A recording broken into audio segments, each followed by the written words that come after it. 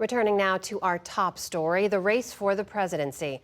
Once the final votes of the 2024 campaign are cast and tallied, the final chapter of this election season may hinge on a blue dot far from any swing state battleground. Lisa Desjardins is back now with this report.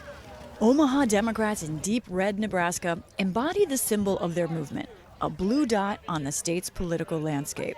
Nebraska law gives each congressional district its own electoral vote, and the dot unpredictably has come to represent how the area around Omaha could go to and be critical for Kamala Harris. There's a focus on our district, and you feel like you matter. We love the light shining on us this round. We're not being ignored. We're not a flyover state. It started almost accidentally. After Kamala Harris became the presumptive Democratic nominee, Jason Brown spray painted a blue dot on an old sign to represent Democratic-leaning Omaha. I'm like, oh, a blue dot. I love it. It was artistic. I'm like, stick it in the front yard. I love it. Then the neighbors wanted one. And then the neighborhood. And ... I look like I was trying out for the Blue Man Group or an extra on a Smurf movie or something. They have now printed and handed out nearly 15,000 of the signs, and everyone sees them, including Republicans. I have a blue dot across the street from me, one house down.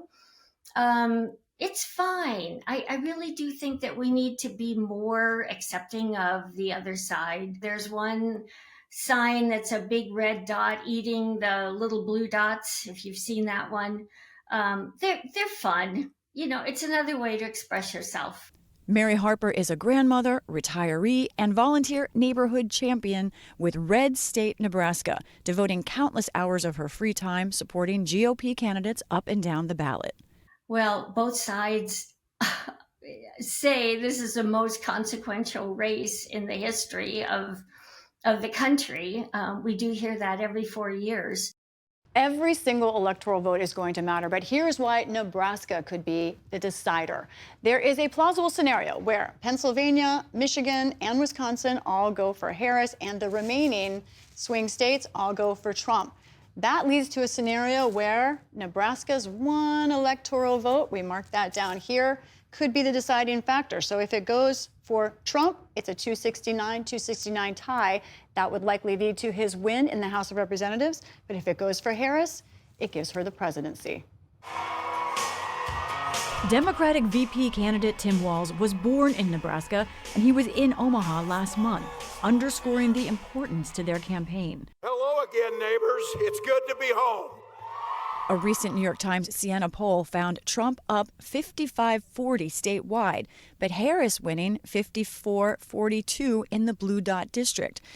If she won Omaha, she'd repeat Joe Biden's 2020 victory in the district and be just the third Democrat to win it in the past 30 years. I am probably not that unique of a voter in Nebraska. I am splitting my ticket. Kay Karn has mixed political feelings this year. She supported Nikki Haley, but left the Republican Party after Trump won the primary. She'll vote for Harris for president, and for Congress, the incumbent Republican, Don Bacon.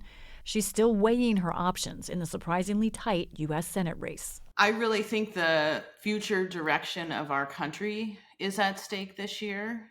In the Gateway to the West, a theme.